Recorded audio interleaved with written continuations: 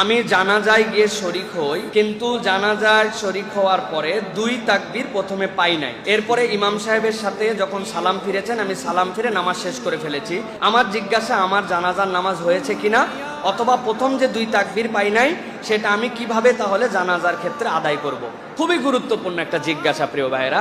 আমরা জানাজায় যাই, আমরা জানাজায় যে শরিক হই, 4টা তাকবীর জানাজাতে ফরজ, এটা মনে রাখতে হবে। তাকবীর কয়টা ফরজ? 4টা।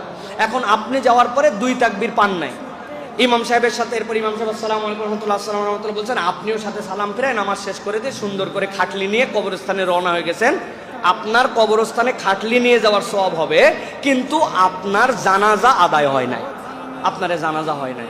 এখন কথা হচ্ছে, তাহলে জানাজা আমাকে কিভাবে করতে হবে? জানাজার সালাতে কেউ যদি মাসবুক হয়, তাহলে তার বিধান হচ্ছে, ইমাম সাহেব যখন সালাম ফিরাবেন, আপনি ইমাম সাহেবের সাথে সালাম ফিরাবেন না, না ফিরিয়ে যেই কয়টা আপনি তাকবীর পান নাই, শুধুমাত্র ওই তাকবীরগুলি আপনি পাঠ করবেন। ওই তাকবীরের পরে আপনার ফাতিহা অথবা আপনার দরুদ শরীফ এটা পড়তে হবে না। ধরেন আপনি প্রথম 2 তাকবীর পান নাই, ইমাম সাহেবের সাথে বাকি 2 তাকবীর পাইছেন, আল্লাহু আকবার, আল্লাহু আকবার, আসসালামু আলাইকুম রহমতুল্লাহ, আসসালামু আলাইকুম রহমতুল্লাহ। ইমাম সাহেব সালাম ফিরাইছে, আপনি দাঁড়ায় আছেন, আপনি দাঁড়ায়া এরপরে আপনি বলবেন আল্লাহু আকবার, আল্লাহু আকবার, আসসালামু আলাইকুম রহমতুল্লাহ, আসসালামু আলাইকুম রহমতুল্লাহ। এইটা বললে আপনার জানাজা পূর্ণ আদায় হয়ে গেছে।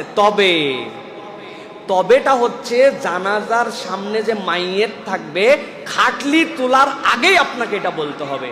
এই জন্য উপযুক্ত ইমাম যারা, তারা সালাম ফেরানোর পরে কিছু মানুষ মাসবুক হতে পারেন, তাদের জন্য 10-15 সেকেন্ড অপেক্ষা করে একটু পরে খাটলিটা উঠানোর প্রচেষ্টাটা রাখা ভালো।